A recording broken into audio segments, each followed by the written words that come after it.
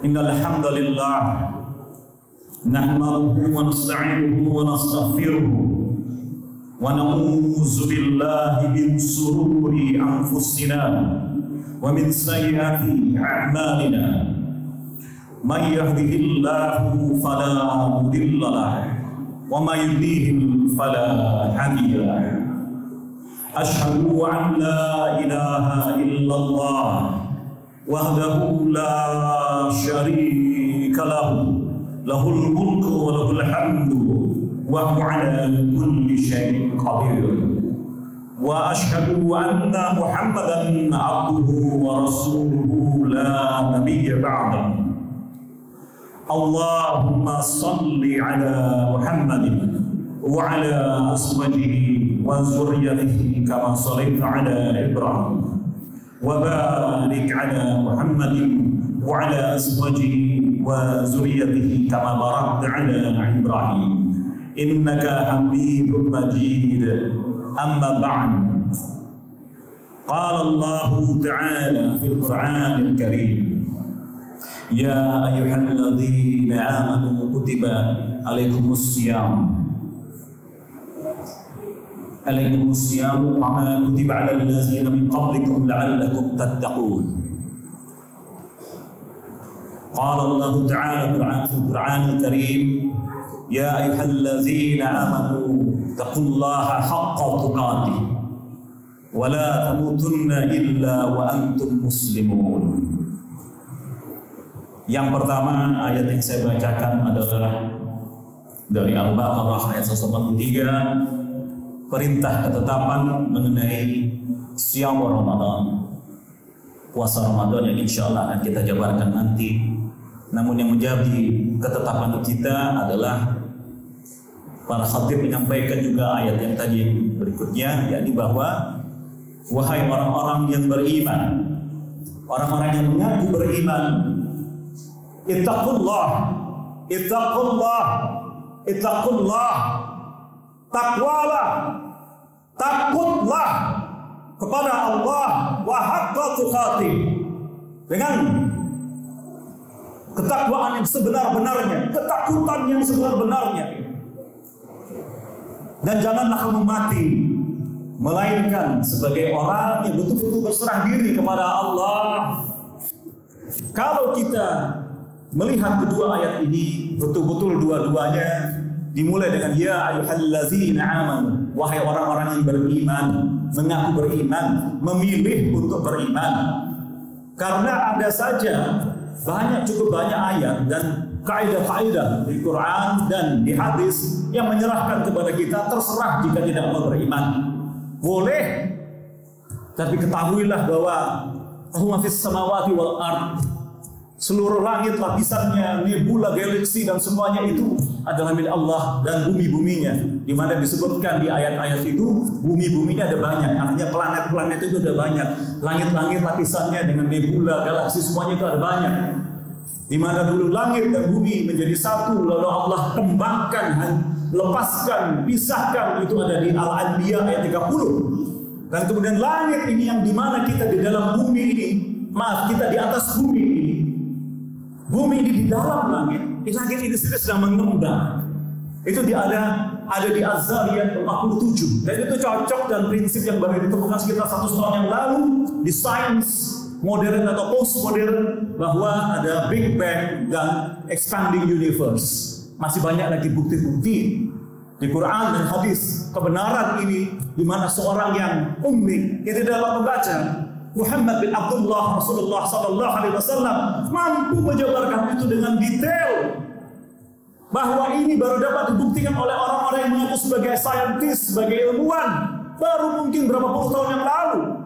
Selama 1400 tahun yang lalu sebelum itu sudah dijabarkan di Quran dan hadis. Bagaimana mungkin seorang di tengah padang pasir, tidak punya stetoskop, tidak punya satelit, tidak punya alat-alat itu semuanya, mampu menjabarkan ini, bahwa ada gunung berwarna-warni ternyata ditemukan di dua tempat minimal di dunia ini, di bumi ini. Ada perbedaan antara arus panas dan dingin di lautan, ada gunung berapi di bawah lautan, sedangkan beliau tidak pernah ke laut. Inilah bukti-bukti ya Allah. Dan saya bertugas menyampaikan ini dan antum semuanya. Saya himbau untuk semakin meningkatkan ketakwaan di bulan Sya'ban ini menuju Ramadan. Nah, kalau kita bicara mengenai iman, saudara, maka tentu kita perlu membahas mengenai apa itu Islam, lalu iman itu sendiri, dan kemudian yang paling tinggi adalah ihsan. Ini tidak akan saya bahas ini panjang, tetapi mungkin PR dari saya adalah carilah yang namanya hadis Jibril.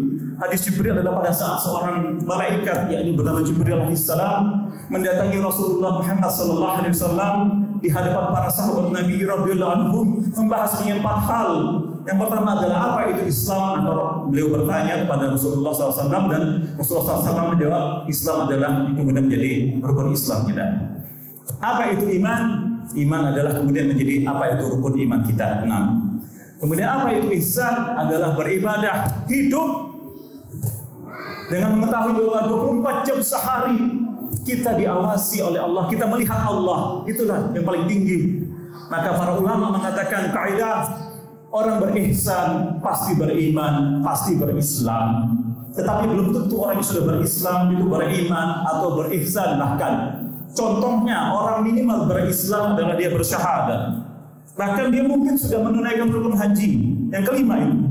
Tetapi ternyata kita temukan ada haji yang ditangkap pada korupsi. Ada orang yang mengaku Islam tapi dia memabukkan, dia berzina, dia berbohong, dia menipu, menjadi pejabat, dia mencurangi rakyat, menjadi apalah aparat, dia mungkin lupa karena mungkin dia sedang lupa bahwa ada iman. Iman ini beriman kepada Allah, kepada malaikat. Hari kemudian yang kita katakan setiap hari minimal insyaallah ihdinas siratal mustaqim. Ya, tunjukkanlah kau jalan yang benar. Dan sebelumnya ada Maliki Yaumiddin, Raja hari pembalasan. Saya sampai gemetar ini. Raja hari Yaumiddin, penghakiman, di mana pada saat itu tidak akan pernah dapat kita menyogok, memelintir dalil semuanya. Apa yang kita dapat sembunyikan, sedangkan tubuh kita, mata kita, semua anak istri, semua ini semuanya dari Allah. Mungkin ada yang bertilai, saya datang ke masjid, saya mencari uang, kan pakai uang saya sendiri, pakai tenaga pemikiran. Tetapi siapa yang membuat roh Anda? Siapa yang membuat pikiran itu? Siapa yang membuat otak Anda? Dari mana Anda bisa menyangkal ini? Maka bagi orang beriman mudah menjawab, apakah mana yang lebih dulu, ayam atau telur, telur atau ayam? Maka kita katakan, Allah berfirman, kun fayakun. Allah berkehendak jadi. Maka insya Allah kita paham ayam diciptakan Allah, kemudian yang bertelur menjadi ayam seterusnya begitu. Sebagaimana kita mengatakan Adam alaihissalam adalah manusia pertama dan tidak ada hubungannya insya Allah dengan Pithecanthropus erectus, Homo saurensis, manusia Cro-Magnon, Neanderthal dan semuanya itu. Kita bukan keturunan kera apalagi atau dari sel membalah diri. Wallahu na'udzubillah. Summa na'udzubillah min dzalik. Alhamdulillah Allah telah menurunkan agama ini yang telah sempurna di Haji Wada, ya, di surah Al-Ma'idah ayat 3 telah sempurna. Allah telah ridhoi di Haji Wada itu. Maka agama ini kalau Anda tambahi tata caranya, akidahnya, ibadahnya, maka menjadi bid'ah. Anda tambahi, Anda kurangi, Anda modifikasi, Anda campur-campurkan dengan tata cara lain, menjadi bid'ah. Qala Rasulullah sallallahu alaihi wasallam, kullu bid'atin dhalalah wa dhalalati finnar. Semua bid'ah itu adalah dhalalah. Semua setiap jenis bid'ah itu adalah dhalalah, kesesatan, dan kesesatan ujung-ujungnya ke neraka. Mungkin Anda berkilah, ya enggak apa-apa masuk neraka dulu, na'udzubillah. Sedangkan neraka ini api paling ringan dan 70 kali lipat api yang ada di bumi. Saya gemetar Pak ini. Wallah Pak, gemetar. Janganlah. Lebih baik kita cari yang paling benar, yang mana yang paling benar, yang paling benar murni bagaimana. Terserah mau dikatai apa, terserah mungkin mau dikatai apa, serah oleh mereka. Toh dulu para pahlawan kita dikatai sebagai ekstremis, pejuang, sekarang menjadi pahlawan nasional. Ini masalah persepsi saja, terserah. Dari dulu perang itu belum pernah berhenti karena iblis sudah bersumpah akan berperang terhadap kita, menyesatkan kita dari segala arah, segala muslihat. Karena itu kita katakan yuwaswisu fi sudurin nas, memberi was-was dari atas segala macam muslihat mengenai politik, ekonomi, sosial, budaya, pertahanan, keamanan. Ini lakum aduwwum mubin. musuhnya kita nyata itu memang iblis dan syaitan.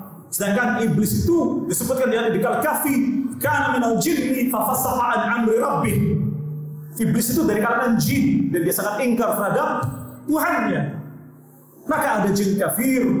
Ada yang bertanya, boleh nggak kita minta tolong kepada jin muslim? Nah, kalau orang jin itu jin muslim, dia tidak akan mau bersekongkol dengan kita karena masing-masing sudah sibuk mempertahankan ketaatan kepada Allah. Mungkin ada yang bertanya, pawang hujan boleh nggak? Kan pakai jin. Jin, ya buat apa? Kita ada cara untuk meminta kepada Allah menghabiskan mengendalikan hujan. Ada caranya, meminta hujan juga ada caranya. Tidak perlu pakai sesajen, tidak perlu pakai kemenyan, tidak perlu pakai macam-macam itu dan lain-lainnya. Ini agama lengkap, Pak. Saya berkali-kali bertanya kepada jamaah, saya tidak banyak yang bisa menjawab berapakah jumlah nabi dalam Islam. Rata-rata menjawab 25. Ya itu tidak salah amat karena yang namanya disebutkan di Quran ya 25 itu. Tetapi juga jangan lupa di antaranya di surah Ghafir 78 dan An-Nisa 24, tidak semua nama nabi itu, tidak semua nabi itu diceritakan kepada kita generasi terakhir kaum beriman ini. Maka dalam kaidah tafsir itu Quran dan hadis saling menerangkan, ayat dan ayat saling menerangkan, hadis dengan hadis saling menerangkan. Ditambah lagi kita cocokkan dengan kaidah bahasa, kaidah asbabun nuzul, kaidah asbabul wurud, bahkan dengan sains dan segala macam itu, dengan sejarah dan seterusnya. Maka hadis mengatakan pada saat ditanya berapa jumlah nabi ya Rasulullah, Rasulullah menjawab 124.000 nabi sejak awal zaman. Dan semuanya itu berketuhanan Maha Esa. Ini hadis riwayat Ahmad, Tirmizi, minimal Hasan Sahih. Dedekannya 124.000 nabi ini dari dulu sejak nanti kiamat, termasuk Rasulullah Isa Al-Masih alaihissalam akan kembali lagi. Itu adalah akidah Ahlussunnah wal Jamaah wassalafiyah, dan nanti akan menyeimbangkan kembali dunia ini bersama Al-Imam Al-Mahdi dari keturunan Rasulullah Muhammad SAW, dari Al-Hasan. Semuanya ini membawakan satu pesan, la ilaha illallah, bukan Tuhan atau bukan Tuhan, tidaklah Tuhan selain Allah al-ilah. Alhamdulillah negara ini dibangun berdasarkan atas ketuhanan yang Maha Esa. Itu ada di pasal 29 ayat 1 Undang-Undang Dasar 1945. Jangan pernah lupa itu. Apalagi di Surabaya ini yang berapa puluh ribu dulu orang mati di sini, insya Allah syahid mempertahankan kemerdekaan. Ini pasal 29 ayat 1. Jangan percaya bahwa ada mengatakan apa dasar negara Republik Indonesia, Pancasila. Yang lebih benar adalah konstitusi. Ini ketuhanan yang Maha Esa, itu tauhid.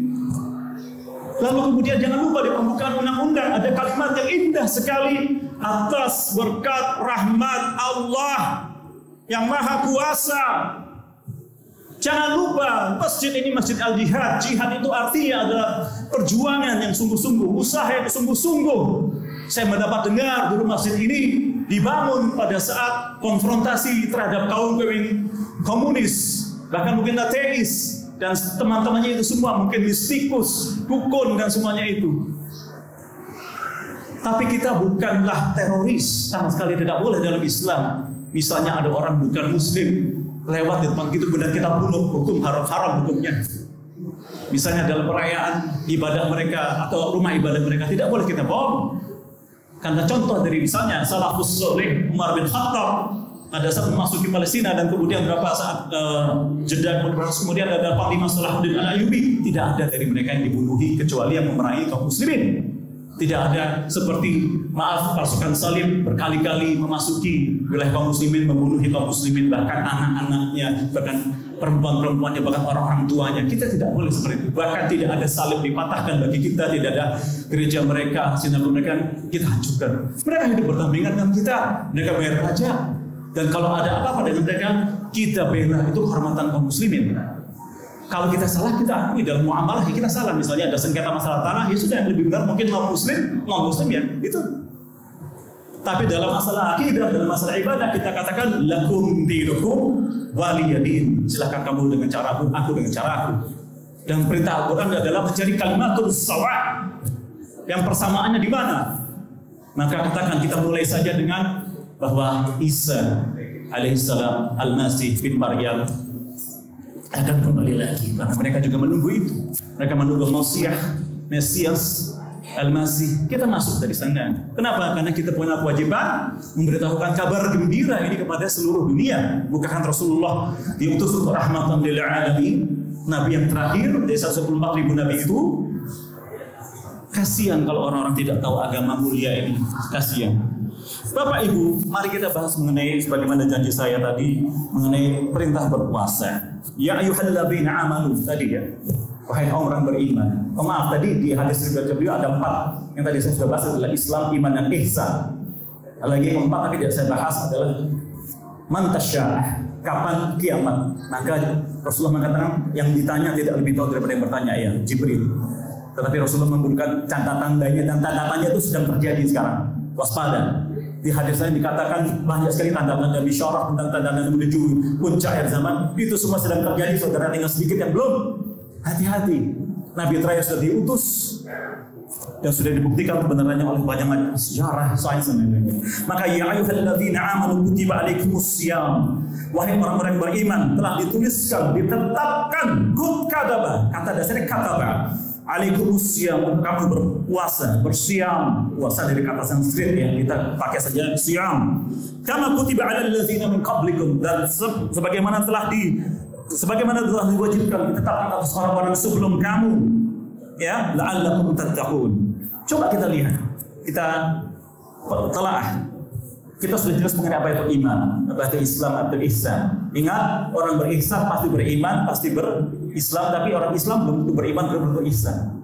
Nah, ketetapan sebelum kamu, apakah ada mungkin di Bible kita orang perintah berpuasa? Ada banyak.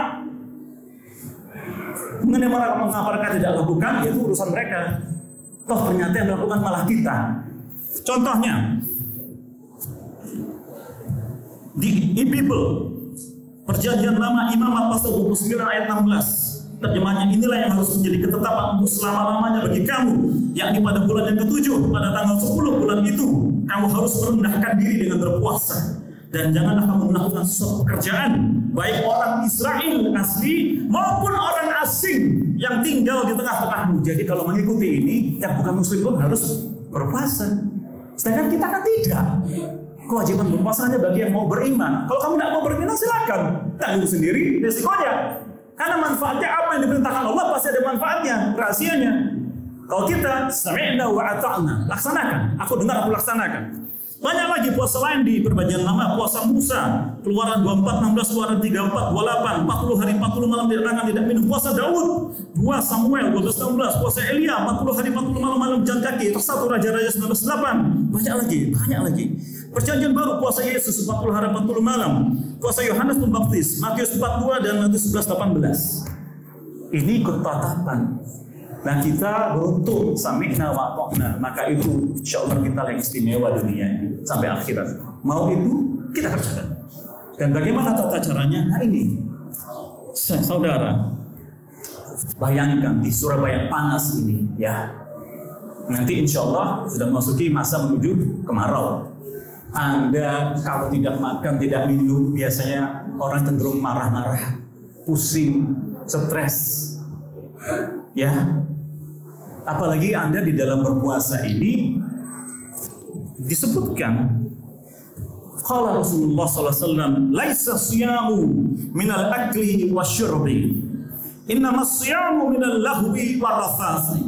Bukanlah puasa itu hanya menahan diri, mengendalikan, menukar jadwal dari makan dan minum, tetapi puasa itu juga menahan, mengendalikan perkataan kotor dan caci maki. Hadis riwayat Ibnu Khuzaimah.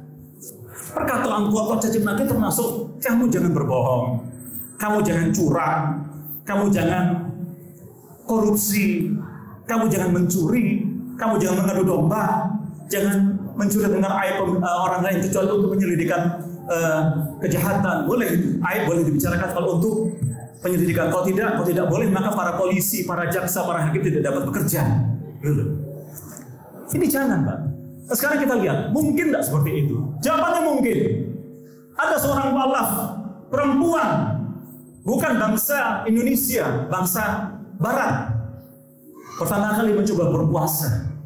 Dia coba hari pertama, tidak makan, tidak minum, tidak berpikiran kotor, tidak membuat orang lain marah, Marah itu boleh dalam puasa kalau ada tujuannya. Misalnya Anda marah terhadap ada kejahatan itu boleh, tapi sewajarnya. Itu bukan marah, bukan angkara murka, bukan meledak-ledak, bukan amuk. Ya.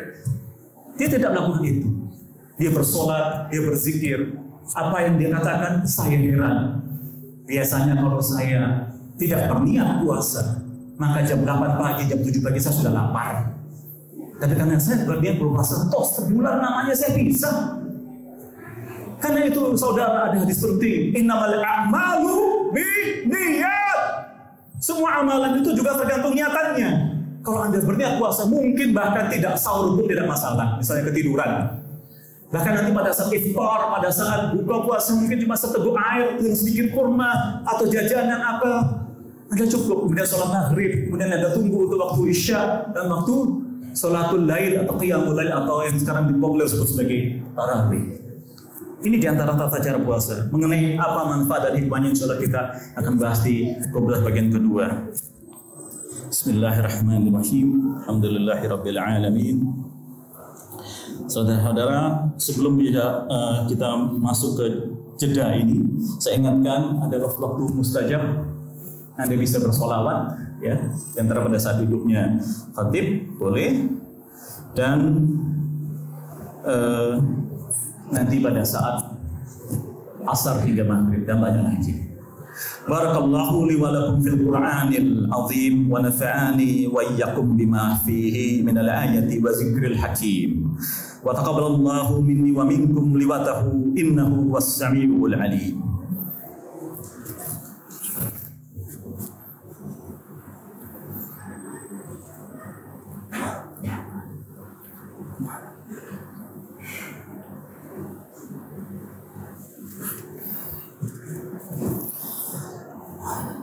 Aqulu qawli hadza astaghfirullah innahu huwal ghafurur rahim. Alhamdulillahillazi arsala rasulahu bil huda wa dinil haqq liyudhhirahu 'ala ad-din kulli walau karihal musyrikun. Saudara, puasa adalah mengendalikan diri. Bayangkan 30 hari atau mungkin 29 hari Anda bersiam Ramadan di asupan gizi yang mungkin paling minimal. Anda mampu mengendalikan amarah, dengki, stres, dan semua hal yang mungkin pada saat nonton Anda sangat mungkin dapat larut di dalamnya, tidak benar mengamuk dan lain-lain. Maka inilah diantaranya wujud ihsan tadi. Anda paham 30 hari latihan ini, Anda paham Anda diawasi, kita diawasi oleh Allah. Bayangkan istrimu yang cantik, yang kau perjuangkan setengah mati mungkin untuk menikahinya sampai qabil untuk nikah, Anda tidak sentuh dulu. Dari subuh hingga maghrib, ada makanan yang Anda beli dengan uang halal, Anda tidak makan dulu, tidak minum. Anda tidak mau memaki orang, tidak mau melanggar lalu lintas, tidak mau macam-macam itu, karena Anda paham semua diawasi Allah. Kalau sekarang ada CCTV, mengapa Allah tidak punya yang lebih jauh? Tak terbayang bagaimana hebatnya. Karena nanti sebagai Malik Yaumiddin kita akan mempertanggungjawabkan segalanya. Bayangkan, gila 29 hari 30 hari latihan, maka harusnya sudah itu di Syawal sampai Ramadan berikutnya kita jadi pribadi yang lebih bagus, yang lebih ihsan, lebih iman, lebih Islam. Maka dengan sendirinya di hadis yang dikatakan orang-orang yang melaksanakan sunnah bukan hanya wajib, mereka menjadi wali-wali Allah. Doa-doanya diijabah walaupun tidak berkata, hanya membatin saja. Diselamatkan dari mara bahaya, yang penderitaannya pun menjadi ampunan. Ya, karena ada sekitar 6 hadis mengatakan setiap penderitaan diderita oleh orang beriman itu menjadi ampunan bagi digugur dosa. Bayangkan begitu banyak cara. Kami pernah diserang, kalau di agama kami dosanya sudah ditebus, pasti masuk surga. Kamu bagaimana? Sedang nabi kamu saja masih disolawati, masih didoakan. Bukan begitu. Ada banyak sekali cara menggugurkan dosa dalam agama mulia ini. Anda berangkat ke masjid, gugur dosa, naik derajat. Anda wudu, gugur dosa. Anda rukuk, gugur dosa. Anda sujud, gugur dosa. Anda bahasa Jawa dirasani, dihibahi oleh orang lain, gugur dosa, bahkan berpindah. Anda menderita, hanya stres, hanya sakit perut, hanya pusing, mungkin COVID, dan apa-apa, sakit jantung, sakit lambung, sakit usus, gugur dosa. Anda tenggelam, mati, kena runtuhan, mungkin seperti pahlawan kita dulu di kapal selam kita yang hilang di tengah lautan itu, gugur dosa, yang hancur. Insya Allah kalau kita beriman, semua orang pasti mati. Kullu nafsin zaikatul maut. Maka tadi dikatakan, ittaqullaha haqqa tuqatih wa la tamutunna illa wa antum muslimun. Jadi jelas ya. Nah sekarang bagaimana menghidupkan Ramadan?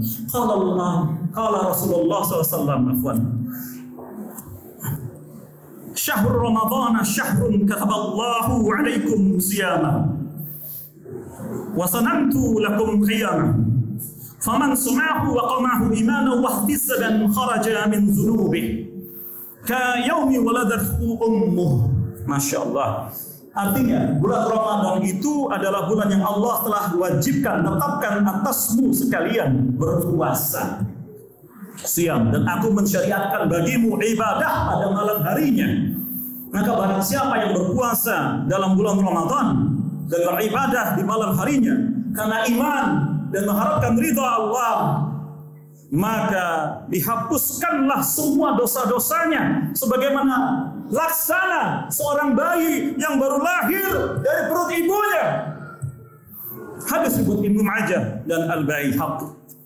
Maka sebenarnya istilah kita fokus saja kepada qiyamul Ramadan ya, menghidupkan Ramadan, qiyamul lail, menghidupkan malam, atau sholatul lail, atau sekarang namanya dikenal sebagai tarawih. Kata tarawih itu atau tarwih itu artinya istirahat. Maka menjadi ironis sekali misalnya saya lihat atau kita lihat bersama di internet ada sholat tarawih, sholatul lail, sholat sunnah malam hari 23 rakaat tetapi 8 menit. Sedangkan Rasulullah SAW baik di dalam Ramadan maupun di luar Ramadan sholatnya itu antara 9 atau 11 atau 13 rakaat. Pada saat Ramadan beliau berjamaah dengan kaum sahabat Nabi radhiyallahu 3 hari dalam Ramadan hanya, sisanya sendirian. Apakah lebih utama berjamaah? Insya Allah iya. Lalu bagaimana sifat atau keadaan salat Nabi? Jangan tanya bagaimana bagusnya, kata Aisyah. 1 rakaatnya Rasulullah SAW itu membaca Al-Baqarah, saudara. Bahkan lebih lagi masih lanjutkan pada saat berikut. Ini kesaksian dari Abdullah bin Abbas radhiyallahu, sepupu beliau yang lebih muda, yang didoakan oleh beliau sebagai ulama dan memang menjadi orang paling alim insyaallah di masa para sahabat Nabi. Maka dari itu di hadis dikatakan Rasulullah ini kalau sholat kakinya sampai bengkak-bengkak. Kalau bahasa Indonesia Jawanya itu abuh. Kenapa? Karena lamanya beliau berdiri membaca surat-surat dari Allah, mengerti dan menjalankan. Itulah sebaik-baiknya ihsan, sebaik-baiknya iman, sebaik-baiknya Islam. Bukan lantas mengejar angka 23 kemudian cepat-cepatan. Lalu mungkin ada yang bertanya, apakah boleh Pak di luar angka itu? Ya, ketetapan 23 ini di masa Umar bin Khattab radhiyallahu. Sebelumnya Rasul biasa 9, 11, 13. Apakah boleh di luar itu angkanya? Insya Allah boleh. Kenapa? Itu sholat sunnah. Yang tidak boleh kalau Anda mengubah sholat isyanya dari 4 rakaat menjadi mungkin 5 atau 6. Itu menjadi bid'ah. Nah, nanti saya katakan bid'ah ini Imam Syafi'i mengatakan bid'ahnya dalam perkara ibadah, dalam perkara agama. Muhammadiyah mengatakan bid'ah adalah hanya dalam perkara akidah dan ibadah. Maka saudara, mari kita sambut Ramadan ini, insya Allah tidak sampai mungkin semingguan lagi ya. Kita sambut dengan betul-betul siap bulan Sya'ban ini. Latihan, tambah lagi sholat Senin Kamisnya, tambah lagi wirid zikirnya yang sesuai dengan tuntunan Rasul, bukan yang beda. Tambah sholat-sholat sunnah malam, latihan menghadapi ujian Ramadan ini. Nanti insya Allah lulus dari Ramadan menjadi orang baru yang lebih baik lagi. Saya kira itu yang bisa dapat saya sampaikan. Oh ya, sedikit satu lagi. Bergembira saudara, Anda semua mendapatkan pahala 50 kali lipat sahabat Nabi. Hadisnya adalah dari Abu Umayyah Asy-Sya'bani radhiyallahu anhu. Dia berkata, aku pernah mendatangi Abu Sya'bah Al-Khusyani, bertanya padanya bagaimana pendapat mengenai ayat ini. Ayat yang mana katanya? Ternyata ayat dibaca adalah Al-Maidah 105. Penjelasannya dari Rasulullah SAW di mufassir yang paling hebat. Maka dia pun menjawab, orang ini sahabat Nabi, demi Allah engkau telah menanyakannya kepada orang yang ahli tentangnya. Aku pernah menanyakan makna ayat ini kepada Rasulullah SAW dan beliau bersabda, ini penting, teruskanlah olehmu untuk selalu melakukan amar ma'ruf nahi munkar hingga engkau akan menyaksikan kekikiran yang ditaati, hawa nafsu yang diperturutkan, kehidupan dunia yang diutamakan, serta orang-orang yang terpesona terhadap berbagai pendapat yang dikeluarkannya. Hendaklah kamu hanya bergaul dengan orang-orang yang searah denganmu dan jauhilah orang-orang yang awam, yang sok tahu, tidak punya ilmu tapi merasa tahu. Sebab setelah zamanmu itu akan datang satu zaman yang penuh dengan cobaan, ujian, saat orang yang memegang teguh agamanya ibarat menggenggam bara api. Insya Allah sudah terjadi sekarang. Ketahuilah, saat itu orang yang terus berusaha untuk mengagumi agamanya, maka pahalanya sama dengan 50 orang yang juga melakukan hal yang sama dari kalian. Waktu Rasulullah mengatakan kalian ini ya sahabat Nabi. Hadis ini dari hadis riwayat Abu Dawud Al-Manahir hadis 4319. Maka kalau Anda sekarang menjalankan Islam dengan benar, ya, berusaha menjadi yang satu di antara 73 golongan yang terpecah itu, Ahlus Sunnah wal Jamaah, kaidah manhajiyah dan salafiyah, semuanya ini insya Allah kita berjamin pahala 50 kali lipat. Walaupun tantangannya berat, sekarang dikatai macam-macam, tapi bukankah dulu para nabi juga dikatai bodoh, gila, pahala-pahala kita gitu. Zaman berulang saudara, dulu pakai internet sekarang, dulu tidak internet sekarang pakai.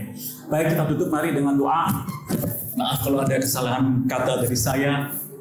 Dan sesungguhnya khatib ini, setiap khatib itu penceramah mempunyai beban berat. Lima taquluna ma la taf'alun. Allah mengancam orang yang hanya ngomong doang. Maka kami yang di mimbar ini yang paling berat tanggung jawabnya Pak, Bu. Tapi Anda yang mendengarkan juga mendapatkan kewajiban untuk melaksanakannya sebaiknya sedapat-dapatnya. Mari kita berdoa karena diantaranya bagian dari banyak doa. Bismillahirrahmanirrahim.